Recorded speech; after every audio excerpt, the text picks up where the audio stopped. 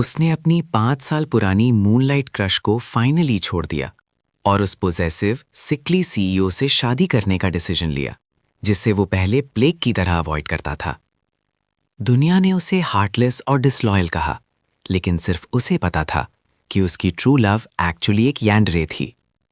अपनी previous life में उसने 5 साल तक सब कुछ किया उस कैंपस ब्यूटी के लिए, सिर्फ इसलिए कि वो उसके फैमिली के साथ मिलकर उसकी प्रॉपर्टी चुरा ले और उसे मरवा दे। जब उसकी लाइफ खत्म हो गई और उसकी सोल बॉडी से बाहर आ गई, तब उसे सच का पता चला। एक लड़की थी जो उसे सच में ऑब्सेस्ड थी। उसने देखा कैसे वो लड़की उसके एनिमी से बदला लेती है और फिर वेडिंग गाउन पहनकर उसके साथ सेम कॉफिन में लेट जाती है और सुसाइड कर लेती है। उस वक्त हवा में टहलती हुई उसकी सोल को एक टियरिंग पेन फील हुआ और उसका दिल रिग्रेट से भर गया। जैसे ही उसने दोबारा आंखें खोली, वो खुद को स्कूल गेट पर खड़ा पाता है, हाथ में एक रोज और सामने एक लड़की। वो शॉक हो गया, क्या मैं रीइंकारनेट हो गया? और क्या वो वापस आ गया है उस मोमेंट पर जब वो कैंपस ब्यूटी ल्यू रुयान को कन्फेस करने वाला था? 2-3 सेकंड के अंदर उसका दिमाग तेज घूमने लगा और फिर उसका बदन कांप गया। उसे याद आया थोड़ी देर में ज्यू किंगहान आने वाली है और इस बार पकड़ने के बाद वो सीधा उसे बेड से बांध देगी। एक फ्रस्ट्रेशन की लहर उस पर छा गई। रीबोर्न होने के बाद वो सिर्फ ज्यू किंगहान से प्यार करना चाहता था, लेकिन फोर्स होकर नहीं। ल्यू रुयान अभी भी उसके सामने खड़ी थी, शाय आंखों के साथ। फैंग लो गेगे, आप मुझे क्या कहना चाहते थे? लेकिन अंदर से वो सोच रही थी, जल्दी कन्फेस करो, मैं बस एक्टिंग करूंगी ताकि तुम्हारी प्रॉपर्टी सिक्योर कर सकूं। तभी स्क्रीच! ब्रेक की तेज आवाज ने पूरा सीन तोड़ दिया। एक लग्जरी कार उसके पीछे रुकती है। उसे तुरंत समझ आ गया कौन आया है। उसने गहरी सांस ली और डिसाइड किया कि इस बार वो सबके सामने ल्यू रुयान को रिजेक्ट करेगा, ज्यू किंगहान के सामने। कार का डोर खुलता है और बाहर आती है ज्यू किंगहान। उसका चेहरा बिल्कुल कोल्ड और ग्रिम था। बिना कुछ बोले वो सीधा उसके पास आई और नेक पर चॉप मारा। अगला सेकंड ब्लैकआउट। बेहोश होते वक्त उसके दिमाग में सिर्फ 3 सवाल थे, क्या क्या क्या? ल्यू रुयान शॉक हो गई। उसने ज्यू किंगहान की तरफ देखा और उसकी ब्यूटी देखकर स्टन रह गई। आइकन यूनिवर्सिटी की कैंपस ब्यूटी होने के बावजूद उस मोमेंट में उसे लगा वो ज्यू किंगहान के सामने कुछ भी नहीं है, जैसे समुंदर के सामने एक बूंद। उसके अंदर अचानक एक अजीब सा फियर उठ गया, जैसे उसकी डेथ पास हो। तुम कौन हो? उसने पूछा। ज्यू किंगहान ने अपने किलिंग इंटेंट वापस ले ली और बिना पीछे देखे फैंगलो को उठाकर कार में ले गई। वो चाहती थी कि ल्यू रुयान हमेशा के लिए गायब हो जाए, लेकिन क्योंकि फैंगलो उसकी परवाह करता था, उसने उसे छोड़ दिया। लग्जरी कार तेज स्पीड से निकल गई। ल्यू रुयान ने रियलाइज किया क्या फैंगलो को किडनैप कर लिया गया। उसने तुरंत फोन निकाला पुलिस को कॉल करने के लिए, लेकिन अगले ही सेकंड वो फ्रीज हो गई। अगर फैंगलो मर गया तो क्या उसकी फैमिली ऑटोमेटिकली उसके सारे शेयर्स इनहेरिट नहीं कर लेगी? थोड़ी देर सोचने के बाद ल्यू रुयान ने उसके छोटे भाई का फोन कॉल किया। अलुओ, मैं सच में तुम्हारी आंखें निकाल के स्पेसिमेन बना देना चाहती हूँ ताकि तुम्हारा गेज सिर्फ मेरे ऊपर हो, या फिर शायद तुम्हारे दोनों पैर तोड़ दूं ताकि तुम भाग ना सको। उसकी आंखों के कोने से एक आइसी टच महसूस हुआ और उसने अपनी आंखें स्नैप करके खोली। सबसे पहली चीज जो उसने देखी वो था वो फेमिलियर स्टनिंगली ब्यूटीफुल फेस। ज्यू किंगहान थोड़ी पार्शली अनक्लोथ्ड एक हाथ से उसका चीक कैरेस कर रही थी और दूसरे हाथ में डैगर पकड़ के धीरे धीरे उसके चेस्ट पर ट्रेस कर रही थी। Familiar beauty, familiar scent, familiar touch, familiar बड़ा बेड। उसने फाइनली कंफर्म किया कि वो सपना नहीं देख रहा, वो सच में फिर से कैप्चर हो गया था और उसके हाथ पैर चेंड थे। उसके दिल में एक कॉम्प्लेक्स मिक्स ऑफ इमोशंस भर गया। पहली लाइफ में उसने ज्यू किंगहान को क्रेजी, पैरानॉइड और पोजेसिव डीमन के रूप में देखा था और सिर्फ एक ही चीज चाहता था, एस्केप करना। लेकिन अब वो हेवन का शुक्रिया अदा कर रहा था कि उसने फिर से उसे पा लिया। एक आंसू उसकी आंख के कोने से बह गया। डार्कनेस में फेंट ग्लीम देख के ज्यू किंगहान ने पॉज किया। अलुओ, डर गए? क्यों ओबीडियंट नहीं हो सकते? अचानक उसने अपने आर्म्स उस लड़की के अराउंड रैप कर दिए, वो लड़की जो उसे बोन तक प्यार करती थी। चेन्स का क्लैंगिंग भी उसे रोक नहीं सका। ज्यू किंगहान विजिबली स्टन्ड थी, फिर धीरे से बोली, अलुओ, अब कौन सा ट्रिक ट्राई कर रहे हो? सोच भी मत, आज रात तुम सिर्फ मेरे हो। उसके वर्ड्स कोल्ड थे, लेकिन उसका एम्ब्रेस ज्यू किंगहान के लिए इमेंस सेटिस्फैक्शन से भरा हुआ था। ये पहली बार था जब उसने उसे हक किया। ये फीलिंग एडिक्टिव थी जैसे कोई ड्रग। मैं हमेशा सिर्फ तुम्हारे ही रहूंगा, उसने फियर्सली नॉट करके कहा। ज्यूकिंग हान के ब्राउ थोड़ा फरो हुआ। एस्केप के लिए वो एक्टिवली उसे हक करके ऐसे इनसिंसियर वर्ड्स भी बोल रहा था।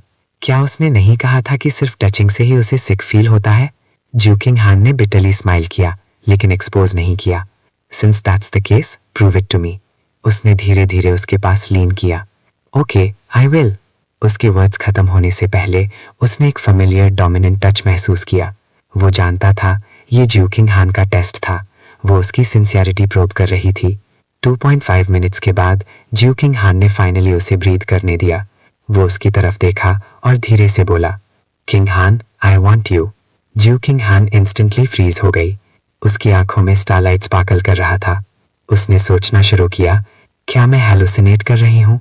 क्योंकि उसने एक्चुअली किंग हान का नाम यूज किया, ना कि मुझे डेविल या डीमनेस बुलाया। जैसे ही अगला पार्ट आया, उसने सोचा कि रीडर्स को शायद ये सीन पसंद ना आए, तो उसका मजा वो खुद ही लेगा। अगली सुबह एक रे और सनलाइट कर्टन्स के बीच से फिल्टर होकर उसके फेस पर पड़ी।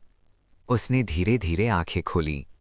उसके साइड में जो इंसान था वो वाटर स्नेक की तरह उसके अराउंड कॉइल्ड था और इंटेंसली उसकी तरफ केस कर रहा था। बेडशीट पर फ्रेश ब्लड का स्टेन भी उसकी नज़र में आया।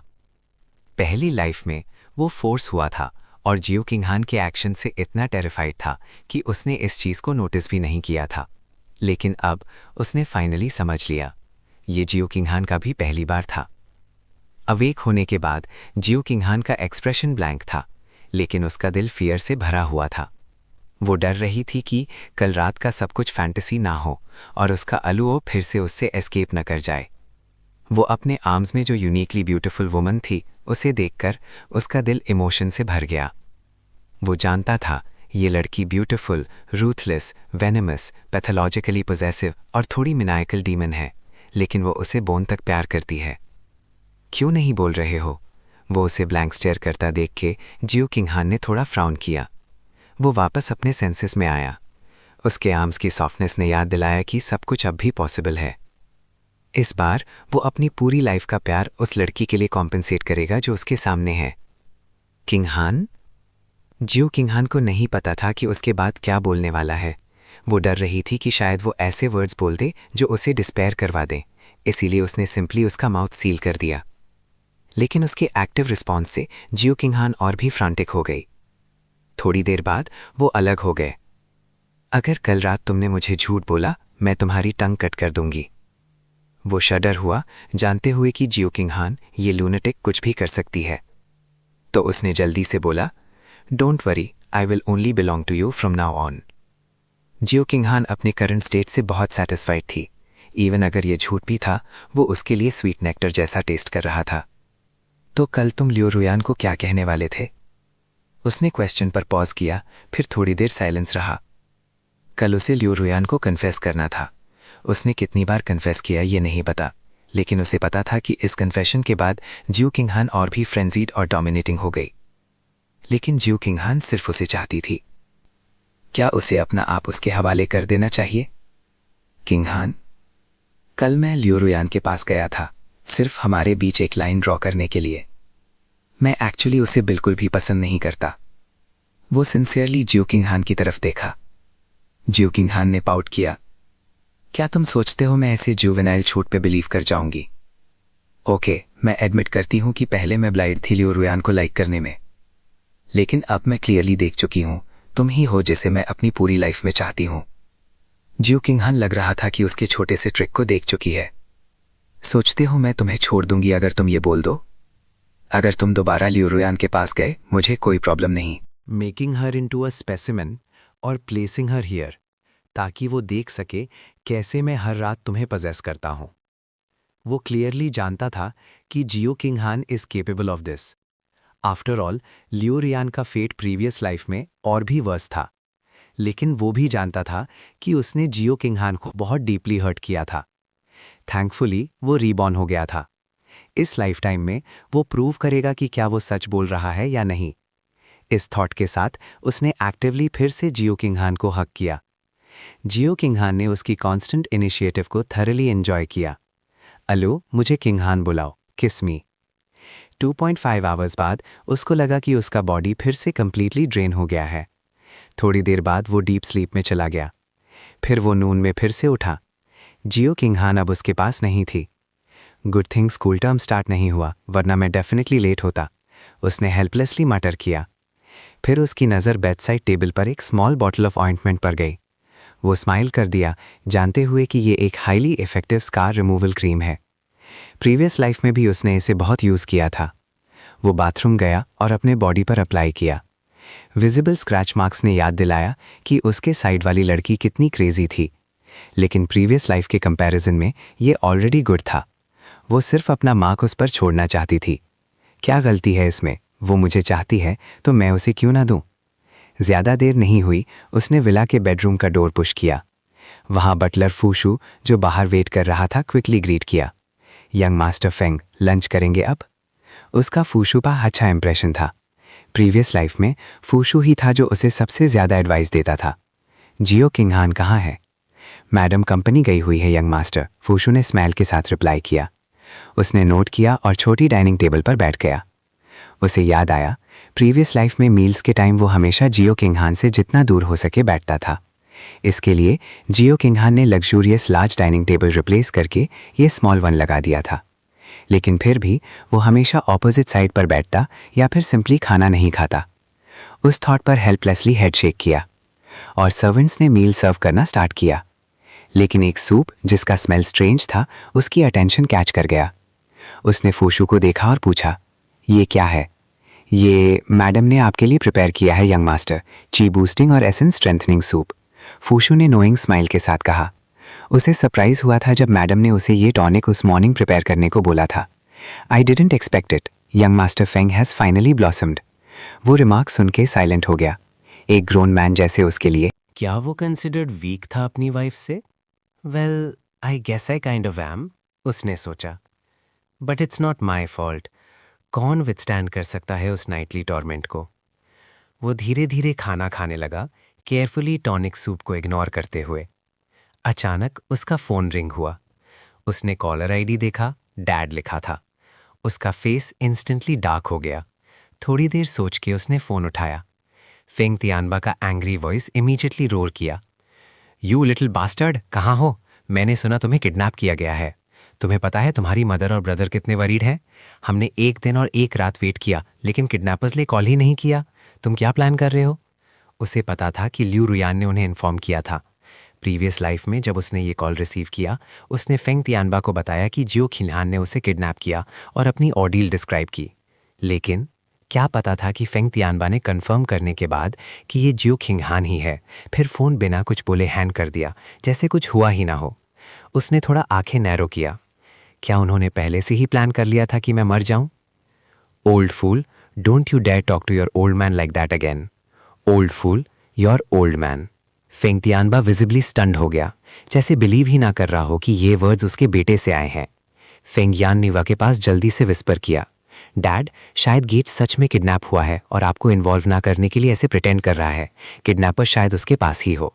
फेंग तियानबा को सडनली रियलाइजेशन हुआ, हाँ मस्ट बी, वरना मेरा यूजुअली टिमिड बेटा इतना डिसरिस्पेक्टफुल क्यों होता? थोड़ा टच्ड होकर उसने कहा, श्याओलो, डैड बस बहुत वरीड था। ऑल्दो डैड अभी आपको सेव नहीं कर सकता, लेकिन आप अपने कैप्टर से पूछ सकते हो कि कोई डिमांड्स हैं क्या। एज लॉन्ग एज मैं फुलफिल कर सकता हूँ, डैड डेफिनेटली करेगा। बस किडनैपर से बोल दो तुम्हें पूरा कॉप्स छोड़ के जाए। उसके एंगर के साथ वो बर्स्ट इनटू लाफ्टर हुआ। Who said I was kidnapped? मैं बस अपनी वाइफ के साथ घर गया था। You are so gullible. तुम्हारा हेड तो बिल्कुल वाटरमेलन जैसे है, covered in mould, full of spoiled nasty water. तुम बिल्कुल फूल हो। ओल्ड बीस्ट जैसे फादर होने के लिए मैं तो ट्रूली एनलाइटेंड हो गया। फेंग तियानबा इंस्टेंटली बैलिस्टिक हो गया। यू लिटिल बास्टर्ड, क्या बोला? मैं तुम्हारा फादर हूँ, कैसे डेयर करते हो ऐसे बात करने के? जांगनान और जांगबे में जाके पूछो कौन रियल फादर है। कॉन्स्टेंटली मुझे लिटिल बास्टर्ड बुला रहे हो। क्या तुमने माउथ में सपोजिटरी स्टिक कर रखा है? बस तुम्हें शिट बोलना आता है ना? तुम्हारा नाम भी रॉक जैसे डम है। तुम्हें फेंग तियानबा नहीं बुलाना चाहिए, तुम्हें बुलाना चाहिए फेंग वांगबा, बास्टर्ड टटे। अपनी एंगर वेंट करने के बाद उसने तुरंत फोन हैंग अप कर दिया और फैंग फैमिली के सारे नंबर्स एक ही बार में ब्लॉक कर दिए। फैंग फैमिली, बस वेट करो। फैंग तियानबा, कुछ ही दिनों में मैं तुम्हें बता दूंगा कौन रियल फादर है। फूशू के प्यूपल्स शॉक में कॉन्ट्रैक्ट हो गए। वो कभी सोच भी नहीं सकता था कि उसका यंग मास्टर फैंग फैमिली के साथ इतना बड़ा फॉल आउट करेगा। और यंग मास्टर ने क्या कहा? Went home with his wife. Fushu almost tears of joy में आ गया और तुरंत टॉनिक सूप का एक और बोल उसके लिए पोर कर दिया। वो इनवर्डली ग्रोन कर गया, मैं मर जाऊंगा पहले पहले ये नहीं पीऊंगा। मीनवाइल फैंग फैमिली के विला में फैंग तियानबा एंग्री होकर अपना फोन स्मैश कर दिया और एक्सीडेंटली फैंग जियान के फोरहेड को हिट कर दिया। ल्यू यू में स्टार्टल्ड हो गई और तुरंत अपने बेटा की इंजरी चेक की। सन, आर यू ओके? ल्यू यू में उसकी स्टेप मदर थी। उसकी बर्थ मदर के डेथ के अगले दिन उसके साथ फैंग जियान को भी फैंग तियानबा ने लाया। उस मोमेंट के बाद उसने फैंग फैमिली में अपनी सारी स्टेटस खो दी। फैंग तियानबा भी स्टन था जब उसने देखा ब्लड सीप कर रहा है फैंग जियान के फोरहेड से। I am sorry son, dad didn't mean it.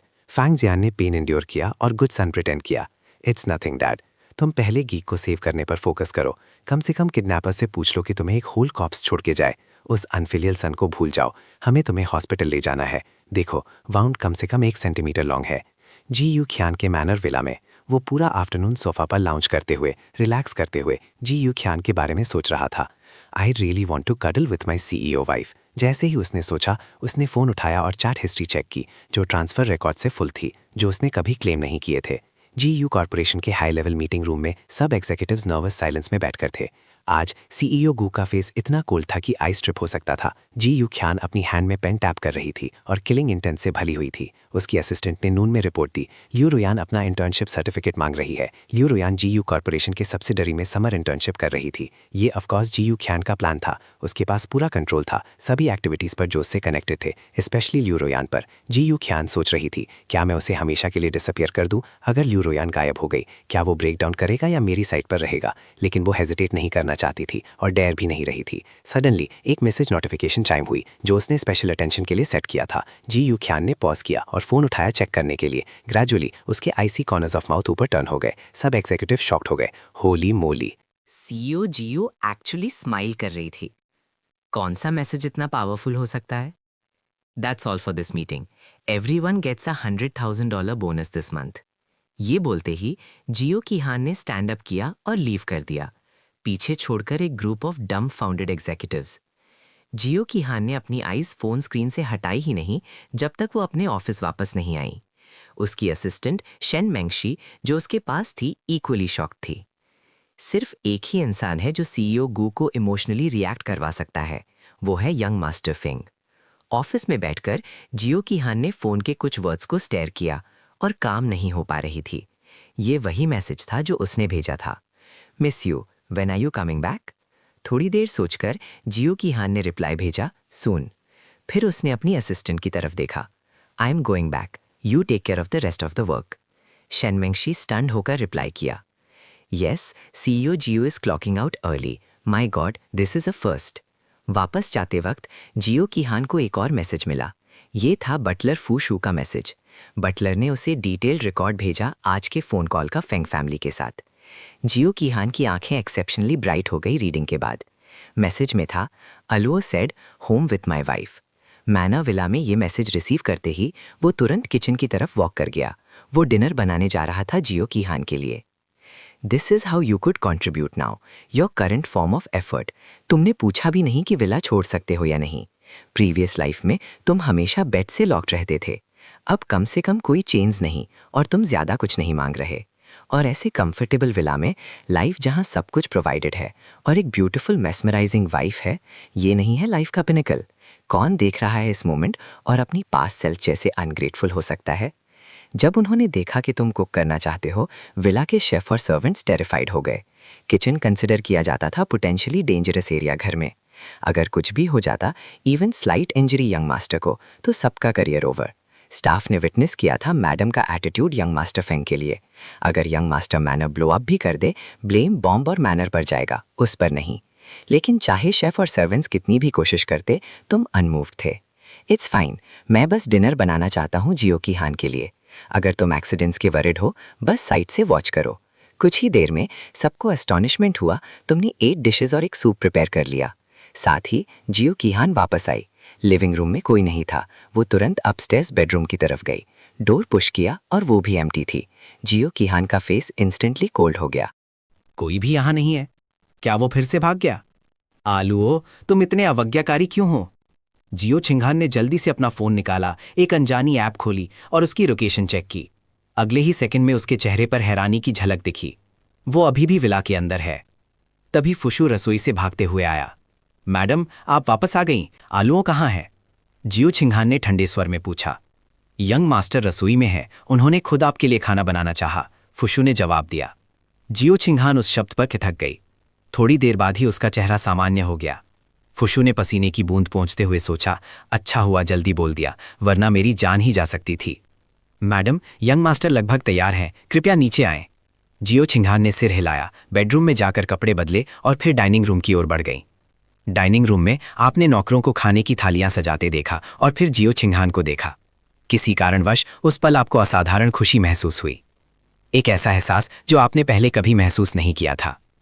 आप जियो छिंघान के पास गए, उसे गले लगाया और उसके माथे पर हल्का सा चुंबन किया।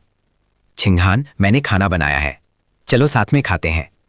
ठीक है, जियो छिंघान एक हीरे से जवाब दिया, उसकी आंखों में चमक थी। क्या ये वही एहसास है जब आलूओ होता है? आप दोनों डाइनिंग टेबल पर बैठे। इस बार आपने जियो छिंघान के बिल्कुल पास बैठना चुना।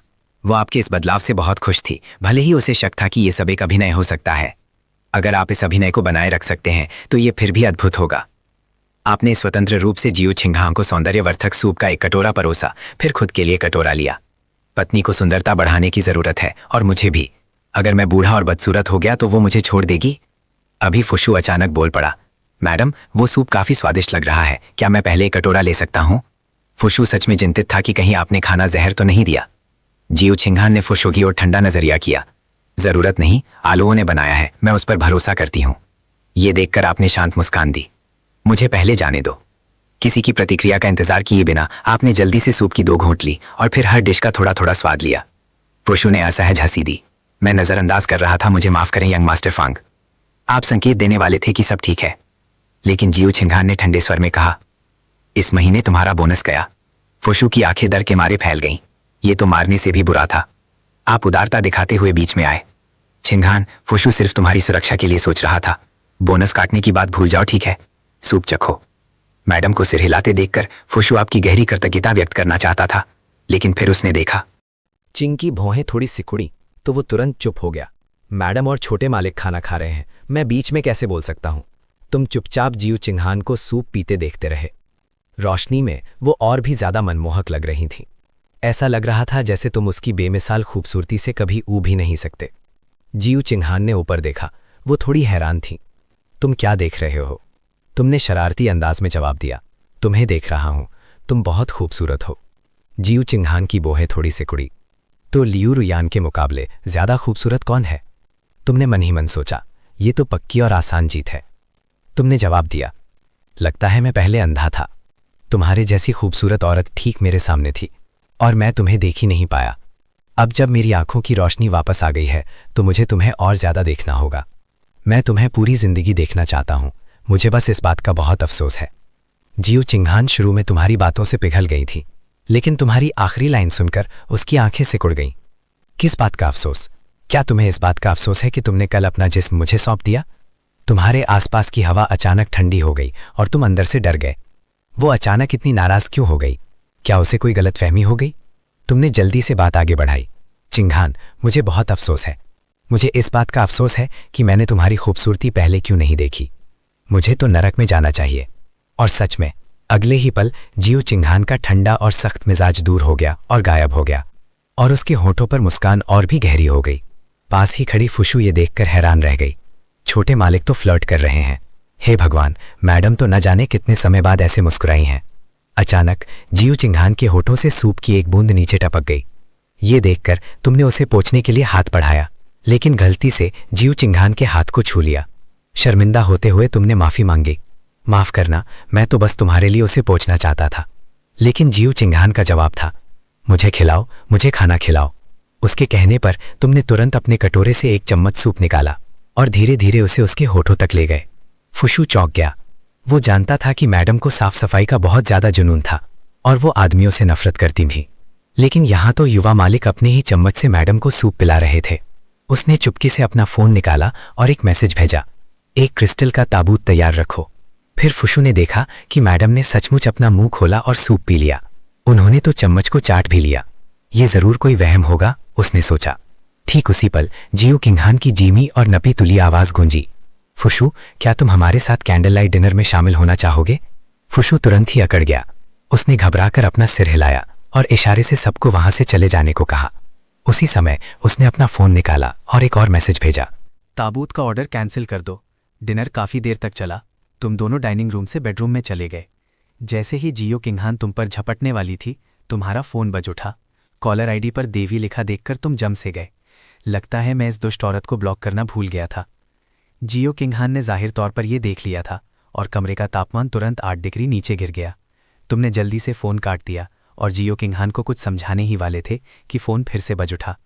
जियो किंगहान ने फ़ोन झपट कर ले लिया और ठंडे लहजे में बात करने लगी, जबकि तुम मन ही मन लियो रुयान को 1000 बार कोस रहे थे। लियो रुयान, बेहतर होगा कि तुम समझदारी से काम लो। ऐसी कोई बात मत कहना जिससे मेरी पत्नी नाराज़ हो जाए। फांगलू अगे, तुम कहाँ हो?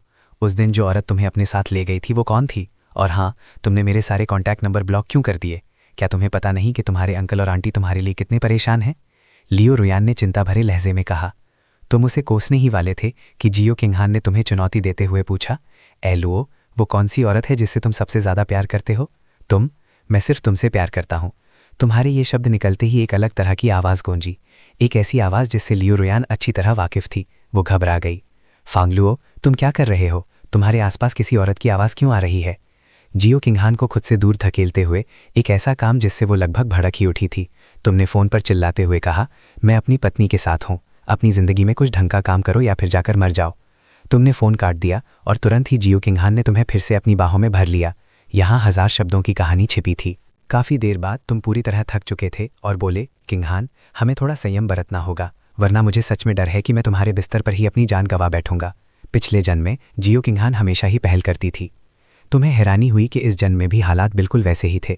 साफ तौर पर मर्द तो मैं हूँ। फिर भी तुम मन ही मन सोच रहे थे, मुझ में ऐसी क्या खास बात है? जियो किंगहान ने खास तौर पर मुझे ही क्यों चुना? ए लुओ, मुझे इतना डर लग रहा है कि तुम कल मुझे छोड़कर चले जाओगे। तो भले ही तुम मुझसे झूठ बोल रहे हो, क्या तुम झूठ बोलना जारी रख सकते हो? उसका दिल दुख से भर गया। भले ही जियो किंगहान को लगा कि तुम झूठ बोल रहे हो, फिर भी वो इसे स्वीकार करने को तैयार थी। ये किस तरह का गहरा प्यार है? किंगहान, तुम मानो या ना मानो, मैं हमेशा तुम्हारे साथ रहूंगा और तुम्हें संजो कर रखूंगा। हम हमेशा ऐसे ही साथ रहेंगे। मुझ पर भरोसा करो, ठीक है? जियो किंगहान की आंखें चमक उठीं, लेकिन उसने बड़ी मुश्किल से अपने आंसू रोके। उसे सबसे मजबूत जियो किंगहान अन्ना था, तभी वो अपने एलुओ की रक्षा कर सकती थी। कमरा धीरे धीरे फिर से एक अजीब फिर भी रोमांटिक माहौल से भर गया। मैं कसम खाता हूँ, एक इंसान सचमुच पूरी तरह से थककर चूर हो सकता है। सुबह उठने पर तुमने देखा कि जियो किंगहान फिर से जा चुकी थी। क्या इस छोटी लड़की को कभी सोने की ज़रूरत नहीं पड़ती? नाश्ते के बाद तुम उस वॉक इन क्लॉजेट में गए जिसमें तुम पहले कभी नहीं गए थे। शानदार कपड़ों से भरी अलमारियों को देखकर तुम्हारी आंखें चौंधिया गईं। पहले तुम्हें जियो किंगहान से कुछ भी नहीं चाहिए था। अब हालात अलग थे। ये आरामदायक जिंदगी तो ज़रूरी थी। 2.5 मिनट बाद आपने शीशे में खुद को देखा और बिना कहे नहीं रह पाए। क्या ज़बरदस्त लग रहा हूँ। मेरी खूबसूरती का मुकाबला शायद सिर्फ आप पाठक ही कर सकते हैं। फिर आपने एक पल सोचा और जियो किंगहान को एक मैसेज भेजा। अब आप उसे अपने हर काम की जानकारी देना चाहते थे। इसलिए नहीं कि आप उससे डरते थे, बल्कि इसलिए ताकि आप उसकी भावनाओं का ध्यान रख सकें। हालांकि बाहर के लोग उसे बेरहम और कड़े फैसले लेने वाली मानते थे, लेकिन आप जानते थे कि अंदर से वो कितनी संवेदनशील थी। आपके मैसेज में लिखा था, पत्नी, मैं फांग परिवार से कुछ चीज़ें लेने जाना चाहता हूँ। जियो किंगहान ने तुरंत एक शब्द में जवाब दिया, जाओ। फिर वो आपके मैसेज को घूरती रही, ख्यालों में खोई हुई। पत्नी, उसे ये नाम पसंद था। उसने एक पल सोचा और आपके कॉन्टैक्ट का नाम बदलकर पति रख दिया। हवेली में आपने फुशु से कुछ अंगरक्षक मांगे और एक शानदार कार में बैठकर निकल पड़े। फुशु अपनी कार में ठीक आपके पीछे पीछे चल रहा था। उसे सच में डर था कि कहीं आप भाग ना जाएं, खासकर ये देखने के बाद कि उसकी मालकिन के लिए आप कितने अहम थे। ये वो इंसान था जो मालकिन के चेहरे पर मुस्कान ला सकता था। हम इसे बिल्कुल भी खो नहीं सकते। कुछ ही देर में आपने फांग परिवार के विला के बाहर अपनी कार आराम से पार्क की और 10 अंगरक्षकों के साथ अंदर घुस गए। विला के अंदर फांग जियान को अभी अभी अस्पताल से घर लाया गया था। तीनों लोग हंस बोल रहे थे, तभी एक जोरदार धमाके के साथ विला का दरवाजा जबरदस्ती लात मारकर खोल दिया गया। बुढ़े शैतान, तेरा असली बाप तुझसे मिलने आया है। अंदर मौजूद तीनों लोग उस जानी पहचानी आवाज को सुनकर जम से गए। जैसे ही फांग तियानबा ने आपको देखा, वो गुस्से से आग बबूला हो गया।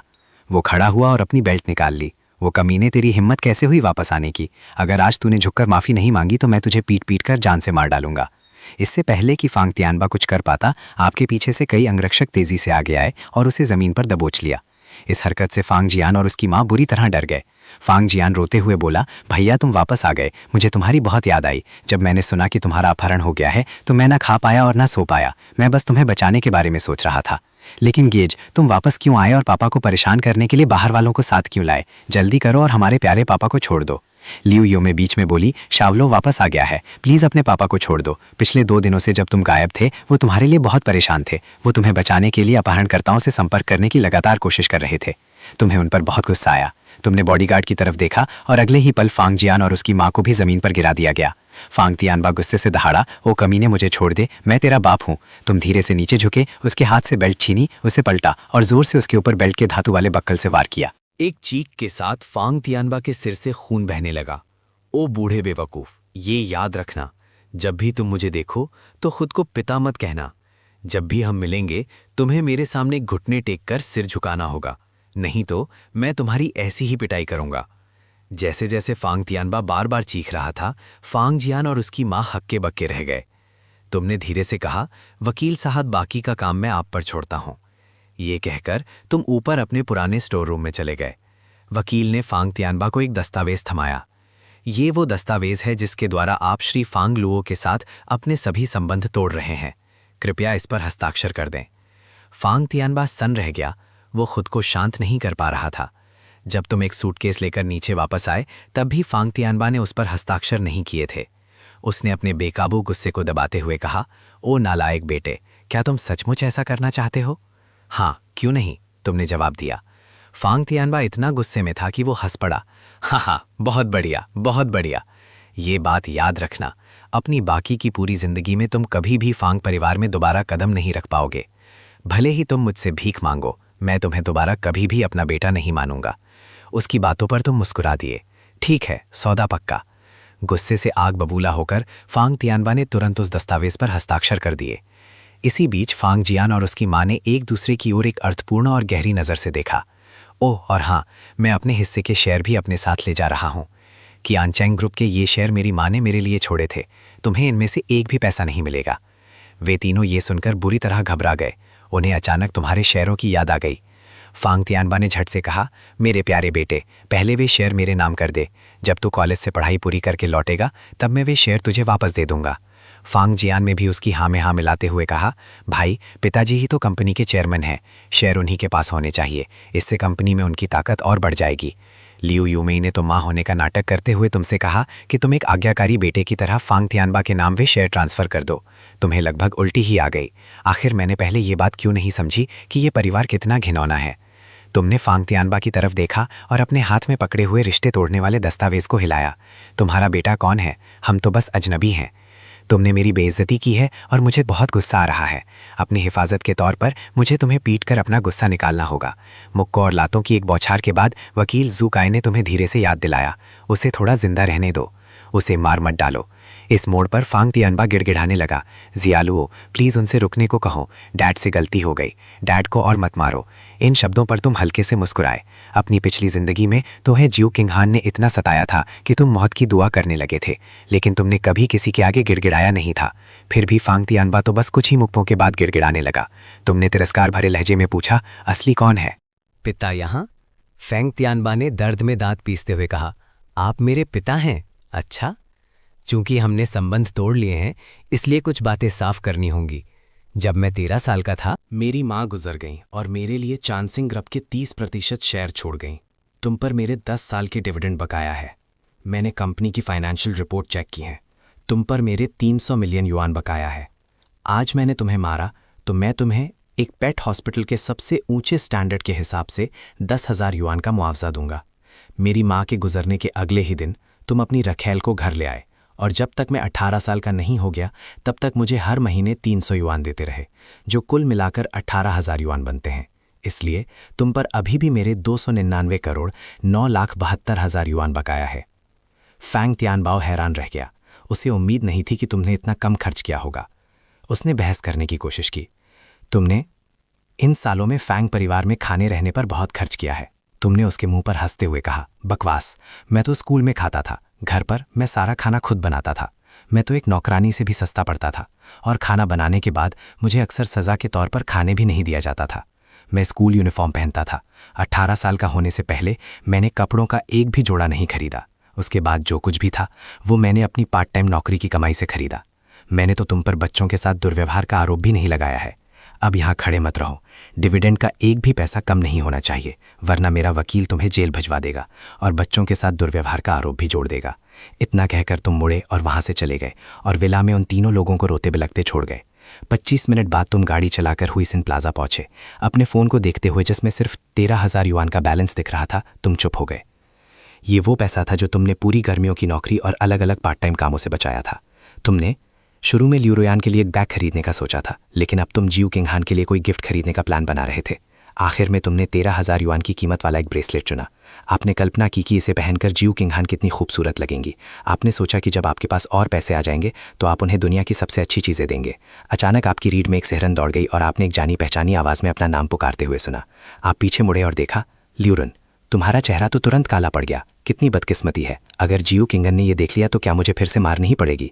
तुम्हें यह नहीं पता था कि जियू किंगन पहले से ही रास्ते में थी। फैंग लुओ, सच में ये तुम ही हो? वो औरत जो तुम्हें कुछ दिन पहले अपने साथ ले गई थी, वो कौन है? और तुमने मेरी सारी कॉन्टैक्ट डिटेल्स ब्लॉक क्यों कर दी? क्या तुम्हें नहीं पता कि तुम्हारे आंटी और अंकल कितने परेशान हैं? ल्यूरन ने परेशान होते हुए कहा। उसकी सबसे अच्छी दोस्त हुओ हाइनी ने तुरंत तुम्हारे हाथ में रखा वह खूबसूरत डिब्बा देख लिया। फैंग लुओ, क्या तुम ये हमारी रुयान को देने वाले हो? उसने उसे छीनने के लिए हाथ बढ़ाया। तुमने तुरंत अपना हाथ पीछे खींच लिया। ये तुम्हारी प्यारी पत्नी के लिए एक तोहफा था और तुम्हें इसकी हिफाजत करनी थी। हुओ हाइनी गुस्सा हो गई। फैंग लुओ, तुम्हारा मतलब क्या है? क्या तुम्हें पता है कि मैं कौन हूँ? मैं रुयान की सबसे अच्छी दोस्त हूँ। इस रवैये के साथ तुम्हें क्या लगता है कि तुम हमारी रुयान का दिल जीत पाओगे? ल्यूरन ने अपना होंठ दबाया और तुम्हारे जवाब का इंतजार करने लगी। उसे तुमसे जल्दी से नज़दीकी बढ़ानी थी ताकि वो फैंग जान को तुम्हारे शेयर्स दिलाने में मदद कर सके। हुओ हाइनी अभी भी घमंडी बनी हुई थी। हमारी रुयान कितनी खूबसूरत है। भले ही तुम फैंग लुओ थोड़े बहुत हैंडसम हो, लेकिन ये बेकार है। आज के समाज में तुम बिना सच्ची कोशिश के किसी लड़की का दिल नहीं जीत पाओगे। क्या तुम्हें ये बात समझ में आती है?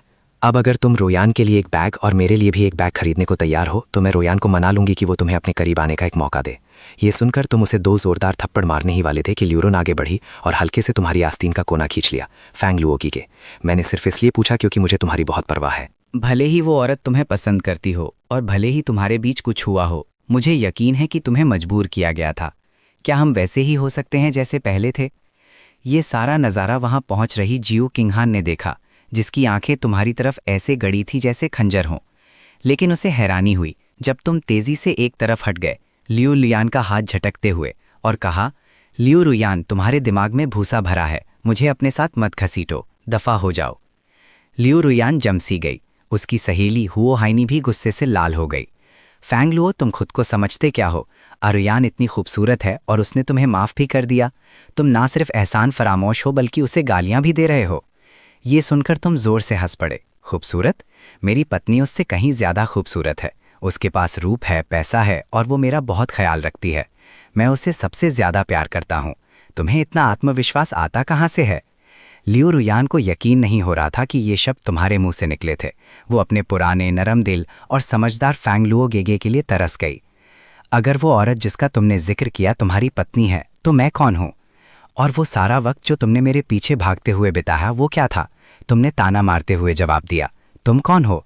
ताश के पत्तों में तुम जोकर हो। सर्कस में तुम सबसे ज़्यादा व्यस्त रहने वाले हो। गॉथम सिटी में तुम सबसे ज़्यादा पागल हो। तुम मैकडॉनल्ड्स के बाहर पहरा देने वाले हो। तुम बैटमैन के सबसे बड़े ग्राहक हो और जोकर के संगठन के मुख्य स्तंभ हो। फूजू जो वहां पहुंच चुका था उसने भी एक और करारा वार किया। सारे जोकरों का जोकर। लियू रुयान और हुओ हाइनी के चेहरे तुरंत घृणा से सिकुड़ गए। इस बीच जियू किंगहान जो थोड़ी दूरी से ये सब देख रही थी, उसने देखा कि उसकी आंखों में जो जानलेवा गुस्सा था वो पल भर में गायब हो गया। वो वहीं खड़ी रही, चुपचाप सब देखती रही। लियू रुयान गुस्से से तिलमिला उठी। फैंग लुओ, तुम्हारी हिम्मत कैसे हुई मुझे जोकर कहने की? तुमने उसका मजाक उड़ाया। असल में तुम काफ़ी खूबसूरत हो। मेरी पत्नी तुम्हें बंदी बना सकती है। तुम्हें एक बोतल में बंद करके म्यांमार भेज सकती है ताकि तुम एक खूबसूरती बन सको। तुमने गॉन गर्ल देखी है ना? वैसी ही खूबसूरती। तुम्हारी बातें सुनकर जियू किंगहान के होठों पर हल्की सी मुस्कान आ गई। वो साफ तौर पर खुश थी। तुम वहां से जाने के लिए मुड़े। मुझे घर जाकर अपनी पत्नी के साथ समय बिताना है। अब मेरे आसपास मत मंडराना। मुझे डर है कि मेरी पत्नी को कोई गलतफहमी हो जाएगी। वैसे भी मुझे तुम कभी पसंद नहीं थी, पहले भी नहीं और अब तो बिल्कुल भी नहीं। तुमने आगे कहा, रही बात उन चीज़ों की जो मैं तुम्हें खरीद कर देता था तो उन्हें कुत्ते को खाना खिलाने जैसा समझ लेना। अगर मेरे पास अभी भी उन चीज़ों की रसीदें होती तो मैं सच में उन्हें वापस ले लेता। लियो रुयान की आंखों में आंसू भर आए, जिससे वो किसी ऐसे छोटे से सफेद फूल जैसी लग रही थी जिसे किसी कमीने इंसान ने चोट पहुंचाई हो। लेकिन तुम्हें तो बस उससे जबरदस्त नफरत महसूस हो रही थी। सच कहूं तो तुम उसे मार डालना चाहते थे, लेकिन हत्या करना गैरकानूनी है। इसके अलावा क्या एक झटपट मौत के बजाय उसे लंबे समय तक तड़पाना ज्यादा मजेदार नहीं होगा? तुम अपने ही इस विचार से हैरान रह गए। मेरी सोच इतनी शैतानी कब हो गई? यकीनन ये मेरी शैतानी पत्नी का ही असर है। अगले ही पल जैसे ही तुम पीछे मुड़े तुम एकदम से जम से गए। जियो किंगहान यहाँ कब आ गई? धत्तेरी की, उसने मुझे लियो रुयान के साथ देख लिया। कहीं उसे कोई गलतफहमी तो नहीं हो जाएगी? तुम तेजी से उसकी तरफ लपके। पत्नी, मैं कसम खाता हूं कि लियो रुयान से मेरा कोई लेना देना नहीं है। अगर मैं झूठ बोल रहा हूं तो मेरे पूरे परिवार की भयानक मौत हो जाए। हवा में जानलेवा इरादे की लहर दौड़ गई। असिस्टेंट शेन मिंगशी ने पहले ही बॉडीगार्ड्स को बुलाकर उस जगह को खाली करवा दिया था। जियो किंगहान धीरे धीरे चलकर लियो रुयान के पास गई, उसके गाल पर 2 जोरदार थप्पड़ मारे और कहा, दफा हो जा, अरुआ से दूर रहना, वरना मैं तुम दोनों को शार्क मछलियों का खाना बनाने के लिए समुद्र में फेंक दूंगी। लियू रुयान और हुओ हाइनी दोनों ही जियो किंगहान के जबरदस्त प्रभाव से बुरी तरह डर गए थे। उनकी टांगें कांप रही थीं, फिर भी वे अपनी जगह पर जमे रहे और कुछ भी बोलने की हिम्मत नहीं कर पाए। उन्होंने अपने चेहरे ढक लिए और हार मानकर वहां से भाग खड़े हुए। जियो किंगहान ने तुम्हारे हाथ में मौजूद तोहफे को घूरा, उसकी आवाज में ठंडक थी। क्या तुमने ये लियू रुयान के लिए खरीदा है? तुमने तुरंत कहा, मैंने ये लियू रुयान के लिए नहीं खरीदा है, ये तोहफा तुम्हारे लिए है। मुझे माफ करना, मेरी हैसियत सीमित है, मेरे पास बस इतने ही पैसे थे। तुमने बड़े ही ध्यान से उस तोहफे की पैकिंग खोली। जियो किंगहान के चारों ओर छाया हुआ वो भयानक गुस्सा पल भर में गायब हो गया। उसने नीचे उस ब्रेसलेट की ओर देखा, मानो वो दुनिया की सबसे खूबसूरत कलाकृति हो। उस सस्ते से ब्रेसलेट ने उसके दिल को गहराई तक छू लिया, क्योंकि वो तोहफा तुमने अपनी सारी जमा पूंजी लगाकर उसके लिए चुना था। उसने धीरे से अपना हाथ आगे बढ़ाया और कहा, इसे मेरे हाथ में पहना दो। तुमने ठीक वैसा ही किया जैसा उसने कहा था। तुमने पूरी गंभीरता के साथ वो ब्रेसलेट उसकी कलाई पर पहना दिया। जियो किंगहान बेहद खुश थी।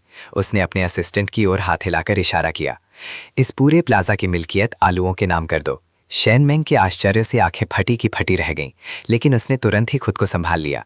जी सीईओ जियो, हालांकि तुम्हें इस प्लाजा की खास जरूरत नहीं थी, फिर भी तुमने कुछ नहीं कहा, क्योंकि तुम जानते थे कि जियो किंगहान का दिया हुआ कोई भी तोहफा तुम ठुकरा नहीं सकते थे। ऐसा करने का एकमात्र नतीजा होता एक बेहद कठोर सजा। ये बहुत सुंदर है, मुझे ये बहुत पसंद आया, जियो किंगहान ने कहा। उसकी आवाज में साफ तौर पर खुशी झलक रही थी। दरअसल अभी अभी तुम्हें लियू रुयान के साथ देखकर वो अपना आपा खोने ही वाली थी। अचानक जियो किंगहान तुम्हारे और करीब आई और तुम्हारे कान में फुसफुसाते हुए बोली, अलुओ, मुझे किस करो। तुम एकदम से अकड़ गए और तुमने चारों ओर नजर दौड़ाई। नौकर चाकर कहाँ है? फूशू कहाँ है? बॉडीगार्ड कहाँ है? असिस्टेंट कहाँ है? स्टाफ? तुम स्वाभाविक रूप से नीचे झुके और उसे चूम लिया। जियो किंगहान ने तुम्हें कसकर पकड़ लिया। कुछ देर बाद उसने फुसफुसाते हुए कहा, अलुओ रुक जाओ, यहाँ नहीं, चलो पहले घर चलते हैं। जियो किंगहान ने सिर हिलाया। हवेली पर वापस आकर ड्राइवर और शेन मेंगशी तुरंत कार से बाहर निकल गए। किसी की हिम्मत नहीं हुई कि वे गाड़ी के अंदर बैठे लोगों को परेशान करें। कार के अंदर जियो किंगहान ने तुम्हारी ओर देखा। उसके लाल होंठ हल्के से खुले। अलुओ, मुझे पत्नी कहकर बुलाओ। यू ने आज्ञाकारी होकर जवाब दिया, पत्नी। जियो किंगहान संतुष्ट हो गई। क्यों, तुम अचानक मेरे साथ इतने अच्छे क्यों हो गए हो? क्योंकि मैं तुमसे प्यार करता हूँ, तुमने पूरे यकीन के साथ कहा। जियो किंगहान को इस पर यकीन नहीं हुआ, लेकिन वो इस मामले को बेवजह खींचना नहीं चाहती थी। उसे डर था कि कहीं वो सचमुच उस वजह का अंदाजा ना लगा ले जो उसे निराशा में डुबो दे। अगर उस वजह से यू उसे छोड़कर चला जाता तो वो सचमुच पागल हो जाती और मर जाती। तुमने लियो रुयान को कितने तोहफे भेजे? जियो किंगहान ने फिर पूछा। यू घबरा गया। उसके विचारों में आए इस अचानक बतराव से वो उलझन में पड़ गया।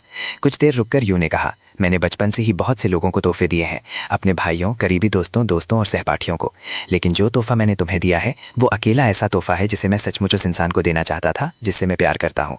ये जवाब जियो किंगहान के लिए काफी था। अलुओ, ये बात याद रखना, अब से तुम सिर्फ एक ही औरत को तोहफे दे सकती हो, मुझे।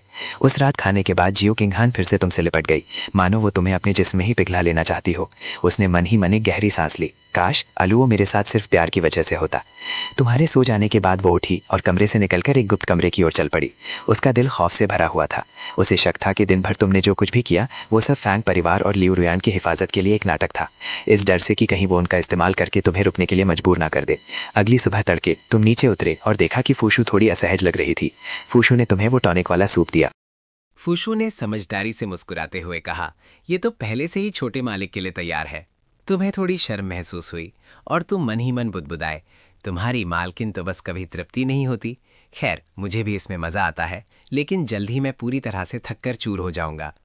डाइनिंग रूम में पहुंचने पर तुमने देखा कि जियो किंगहान भी वही मौजूद थी।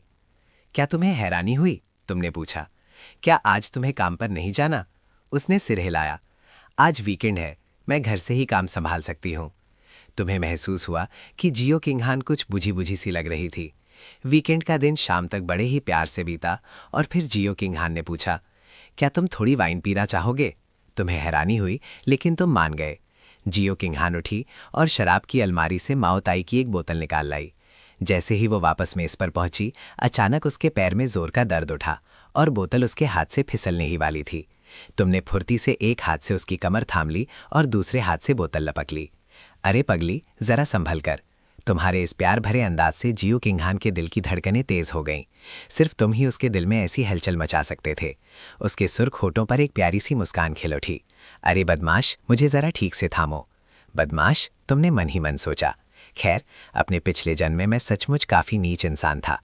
वाइन के कुछ घोट पीने के बाद ही तुम्हें हल्का हल्का नशा चढ़ने लगा और तुम लड़खड़ाने लगे। अरे पत्नी, तुम्हारे मन में क्या चल रहा है? तुम हवा में क्यों तैर रही हो? जियो किंगहान ने तुम्हारे सवाल को अनसुना कर दिया। वो उठी, तुम्हें सहारा देकर सीधा किया और बेडरूम में ले जाकर बिस्तर पर लिटा दिया। तुम नशे की खुमारी में बुदबुदाए, अरे पत्नी, अब मुझसे और नहीं हो पाएगा। तुमने तो मेरी सारी जान ही चूस ली है। भला कोई शरीफ आदमी ये सब कैसे झेल सकता है? अचानक जियो किंगहान ने पूछा, सुनो, क्या तुम्हें अब भी लियो रुयान पसंद है? ये सुनते ही तुम झटके से उठ बैठे। हालांकि तुम्हारी आंखें अब भी नशे में धुंधलाई हुई थीं। लियो रुयान, क्या वो कोई इंसान है या फिर कोई भूत? तुम कौन हो? क्या तुम ही लियो रुयान हो? जियो किंगहान के चेहरे पर अचानक ही एक अजीब सी ठंडक और सख्ती छा गई। उसने लियो हुयान की नकल करने के लिए अपनी आवाज़ ऊंची कर ली। ये मैं हूँ, फैंग लुओगेगे। क्या तुम अब मुझसे प्यार नहीं करते? तुम पीछे हट गए, जैसे तुमने किसी गंदगी को छू लिया हो। मुझे मत छूना, मुझे गंदा होने से डर लगता है। मेरी प्यारी किंगहान अब मुझे पसंद नहीं करती। तुम रुक गए। फिर तुम जोर से बोल पड़े, प्यारी किंगहान मेरी पत्नी है, वो मेरी मालकिन है, वो मेरी सब कुछ है। वो इंसान है जिससे मैं सबसे ज़्यादा प्यार करता हूँ। वो इंसान है जो इस दुनिया में मुझसे सबसे ज़्यादा प्यार करती है। जियो किंगहान हक्का बक्का रह गई। उसे यकीन नहीं हो रहा था कि तुमने ये शब्द कहे थे। अगर तुम सच में उससे इतना प्यार करते थे तो तुमने पहले कभी ये क्यों नहीं दिखाया? तुमने हमेशा उसके प्रति सिर्फ नफरत और डर ही क्यों दिखाया? जियो किंगहान ने अपनी आंखें से कोड़ ली। क्या वो बिल्कुल भी नशे में नहीं है, या ये 7 हिस्से नशा एक आंसू वाला नाटक है? उसने तुम्हारी परीक्षा ली। अलुओ, ये रुयान है। क्या तुम सच में मुझसे प्यार नहीं करते? तुम्हारे बजाय मैं किसी कुत्ते से प्यार करना पसंद करूंगा, तुमने कहा और फिर बिस्तर पर गिर पड़े। चाहे थकान की वजह से हो या सचमुच नशे की वजह से, तुम्हें अपना पिछला जीवन दिखाई देने लगा। तुम्हें वो औरत दिखाई दी जो तुम्हारे लिए पागल हो गई थी। उसने एक बार कहा था, अलुओ, मैंने तुम्हें पकड़ लिया है, मैं तुमसे शादी करने जा रही हूँ, मुझसे शादी कर लो। तुम मेरी बात क्यों नहीं मानते? तुम मुझसे शादी क्यों नहीं करते? अगर तुम मेरे साथ नहीं रहना चाहते तो चलो हम दोनों मिलकर जहन्नुम में चलते हैं। अलुओ, थोड़ा और आज्ञाकारी बनो, तुम्हें तकलीफ नहीं होगी। अगर तुमने फिर से भागने की कोशिश की तो मैं तुम्हें मार डालूंगी। मैं तुम्हारा दिल निकालकर अपने शरीर में डाल लूंगी। अलुओ, प्लीज मुझे छोड़कर मत जाना, ठीक है? तुम ही तो मेरे सब कुछ हो। आखिरी दृश्य में तुम दोनों एक क्रिस्टल के ताबूत में थे, सुंदर और शांत। पता चला कि शहर की अनगिनत रोशनियों के बीच सचमुच एक राह दिखाने वाली रोशनी मौजूद थी। ये तुम्हारी कब्र थी और साथ ही तुम्हारा घर भी। तुम एक बार फिर सिरदर्द और फटने को तैयार मूत्राशय के साथ जागे। हल्की चांदनी में तुम्हें लगा जैसे तुमने कोई सुंदर मनमोहक आकृति देखी है जो अपने शरीर पर कुछ लगा रही थी। जब तुमने हल्की सी कराह भरी तो जियो किंगहान के हाथ रुक गए। चाहे तुम्हारी बातें सच्ची थीं या झूठी, एक दिखावा थी या महज एक नाटक, उन्होंने सचमुच उसकी भावनाओं को बहुत हद तक शांत कर दिया था। वरना शायद वो बार बार उस गुप्त कमरे में चली जाती, वो कमरा जहां उसे शांति पाने के लिए खुद को चोट पहुंचानी पड़ती थी। जियो किंगहान ने बड़े ही ध्यान से उसके सभी जख्मों पर दवा लगाई, एक भी जगह नहीं छोड़ी। वो जानती थी कि कोई भी निशान उसकी अलुओं को दुखी कर देगा। वो नहीं चाहती थी कि तुम्हें इस बारे में पता चले, और ना ही वो तुम्हें अपने जख्म दिखाना चाहती थी। वो खुद का वही रूप बनाए रखने की कोशिश करती थी जिससे तुम प्यार करते थे। अगली सुबह तड़के तुम एकदम तरोताज़ा और ऊर्जा से भरे हुए जागे। जियो किंगहान अभी भी कंपनी नहीं गई थी। उसने काम निपटाने के लिए हवेली में ही रुकने का फैसला किया। वो तुम्हारे साथ हमेशा यहीं रहना चाहती थी, लेकिन वो जानती थी कि ऐसा मुमकिन नहीं है। उसे तुम्हारे साथ बिताए हर पल को संजोकर रखना था। उसे इस बात का एहसास था कि अगर उसने आगे बढ़ना छोड़ दिया तो न जाने कितने लोग उसकी लाश को रौंदकर आगे निकल जाएंगे।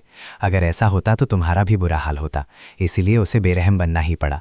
उसने अपनी अंदर की क्रूरता को अपने दुश्मनों की ओर मोड़ दिया, तब तक जब तक कोई उसे रोक ना सके, और अपनी सारी कोमलता सिर्फ तुम्हारे लिए बचा कर रखी। सुबह के समय वकील शुकाई तुम्हारा नया बना हुआ परिवार रजिस्टर लेकर आए। मिस्टर फेंग, फांगतियान बा का अभी भी लाभांश चुकाने का कोई इरादा नहीं है। मैंने मुकदमा दायर करने की तैयारी कर ली है, बस फाइल करने से पहले मुझे एक बार आपसे पुष्टि करनी है। आखिर आप दोनों सगे बाप बेटे हैं। तुमने व्यंग्य से कहा। उसने सिवाय अपने कुछ आनुवंशिक अंश के और कुछ भी योगदान नहीं दिया है। मुकदमा दायर कर दो। उस बूढ़े मूर्ख को हकीकत का सामना करने दो। सबसे अच्छा तो यही होगा कि उसे जेल में डाल दिया जाए। परिवार रजिस्टर मिलते ही तुम्हारे मन में सबसे पहला विचार ये आया कि जाकर जियो किंग हान के साथ अपनी शादी रजिस्टर करवा ली जाए। इस विचार से तुम खुद ही हैरान रह गए।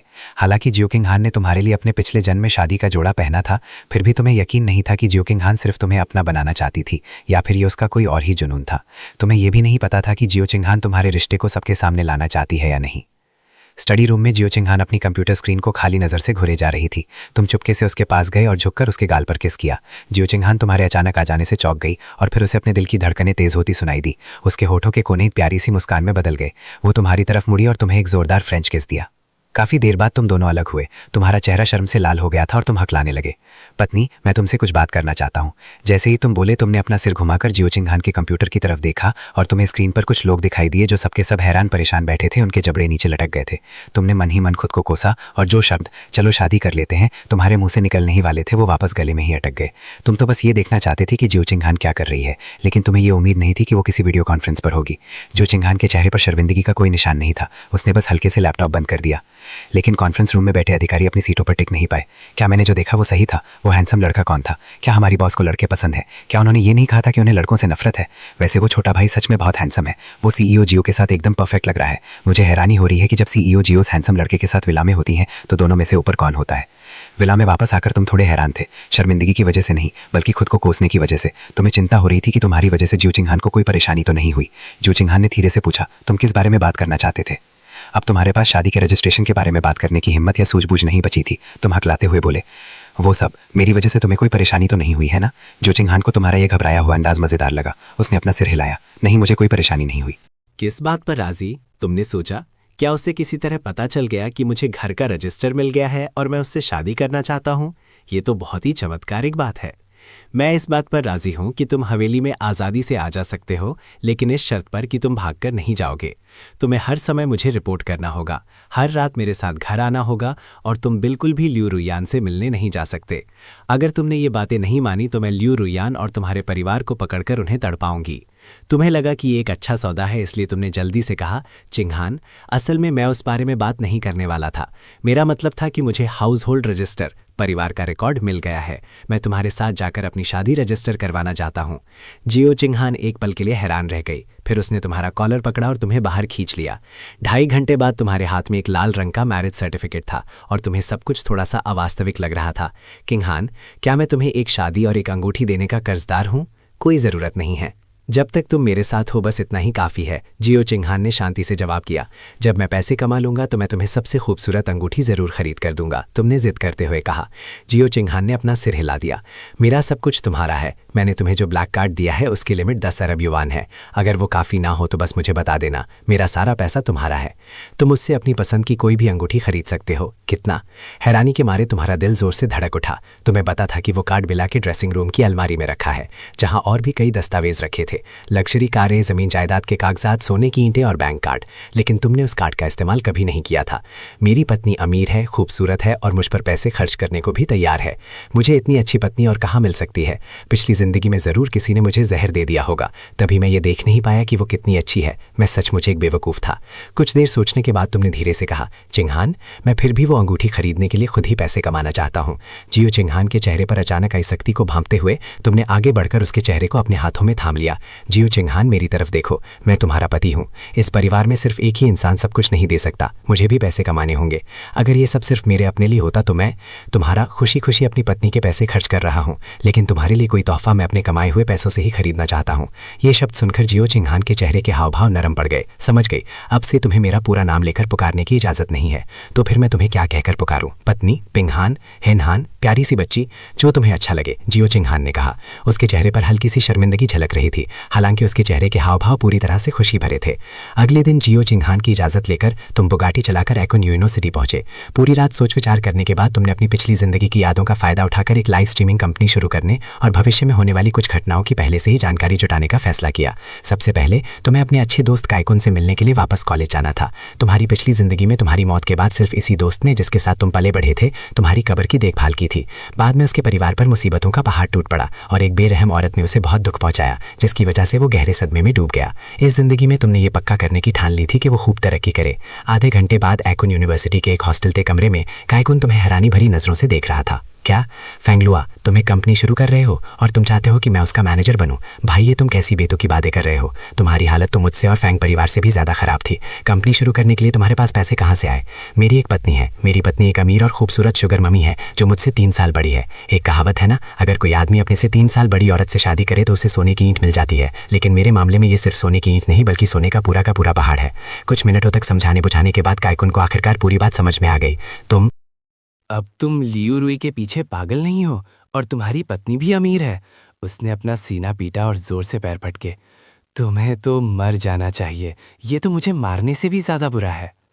कुछ देर बाद काइकुन शांत हो गया और उसके चेहरे पर सच्ची खुशी झलकने लगी। वो सचमुच तुम्हारे लिए खुश था। पहली वजह ये कि तुम लियो रुईयान से पीछा छुड़ा पाए थे और दूसरी ये कि तुम्हें अपना सच्चा प्यार मिल गया था। इसी बीच एकोन यूनिवर्सिटी की आउटडोर पार्किंग में एक कार के चारों ओर भीड़ जमा थी। वाह, एक बुगाटी वेरॉन! ये कार किसकी है? क्या हमारे स्कूल में इतने बड़े रईस भी पढ़ते हैं? अगर ये कार मेरी होती तो मैं खुशी खुशी एक आलीशान हवेली में रहता और 8 शादियां करता। अचानक भीड़ में से एक आवाज़ गूंजी, मुझे एक फ़ोटो लेनी है, सब लोग ज़रा हट जाओ। रुकेन, जल्दी आओ और मेरे साथ एक फ़ोटो खिंचवाओ। ये आवाज़ किसी और की नहीं बल्कि लियो रुईयान की सबसे अच्छी सहेली हुओ हाइनी की थी। जब हुओ हाइनी ने उसे इशारे से बुलाया तो लियो रुईयान बड़े ही नज़ाकत भरे लेकिन थोड़े शर्माते हुए कदमों से उसकी ओर बढ़ी। क्या ये ठीक रहेगा? कहीं ये गलत तो नहीं लगेगा? हुओ हाइनी ने उसे पकड़कर कार से टिका दिया। इसमें गलत क्या है? हम तो बस सोशल मीडिया पर डालने के लिए एक फ़ोटो ले रहे हैं। आसपास खड़े छात्रों ने उन्हें प्यार से समझाया, वो लाखों करोड़ों की लग्जरी कार है, तुम्हें ज़रा संभल कर रहना चाहिए। बिल्कुल सही। अगर तुमने इस पर खरोंच लगा दी, भले ही तुम कैंपस की सबसे खूबसूरत लड़की क्यों ना हो, तुम्हारी कीमत इतनी नहीं होगी कि इसकी भरपाई कर सको। वो हाइनी ने तिरस्कार भरी नज़र से देखा। तुम्हें किस बात का डर है? अगर कार का मालिक आ भी गया तो वो हमारी रोयान की खूबसूरती देखकर मोहित हो जाएगा। वैसे भी एक तस्वीर लेने में क्या बड़ी बात है? ये कहते हुए उसने लियो रुयान को खींचा और दोनों कार के बोनट पर झुककर कुछ प्यारी सेल्फियां लेने लगी।